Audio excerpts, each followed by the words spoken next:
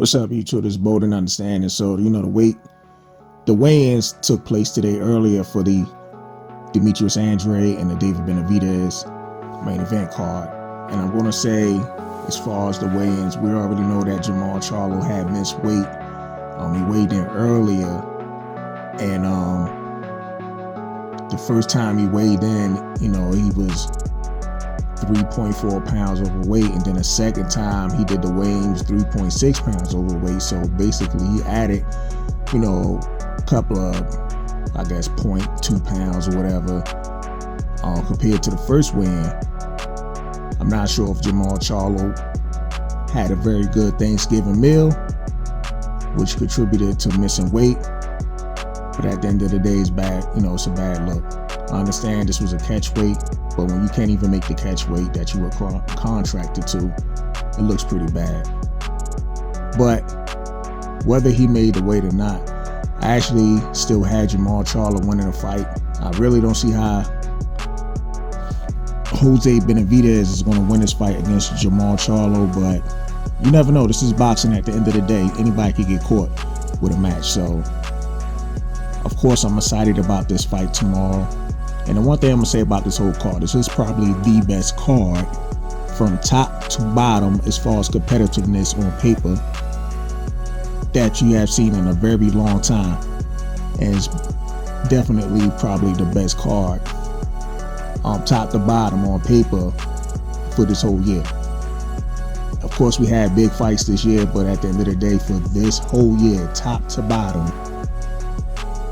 the cards are seemingly evenly matched, and it's definitely more competitive and whatnot. Now, the main event as well is very underrated. I understand both of these guys, David Benavidez and Demetrius Andrade, are not as well known because, it seems like when it comes to pay-per-views, it's all about how known you are. It doesn't really matter about how good you are. Everything is, sold by popularity, to be honest with you. Just look at that Javante Tank Davis and Ryan King Ryan Garcia. But anyway,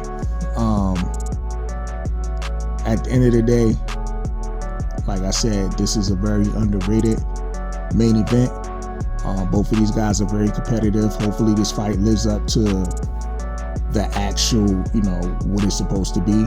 I'm hoping we don't see anything that's going to kind of make the fans upset overall. I'm going to go back to the Shakur Stevenson fight. Even though Shakur is one of my favorite fighters, he laid an egg. Him and Edwin De Los Santos, they both laid an egg in that main event.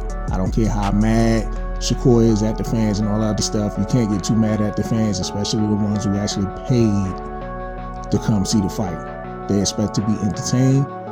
That's what they want to see. And it's not about the hit not get hit, but it looked like when it's just really no action put to it on both parties, fans are going to get upset. You can't blame them for that. But anyway, again, David Benavidez and Demetrius Andrade, the winner, will, according to the WBC, will be the mandatory for the Canelo Alvarez. Even though David Benavidez already been the mandatory for the better part of 2 years, the WBC has confirmed that the winner out of this match will be the mandatory for Canelo Alvarez.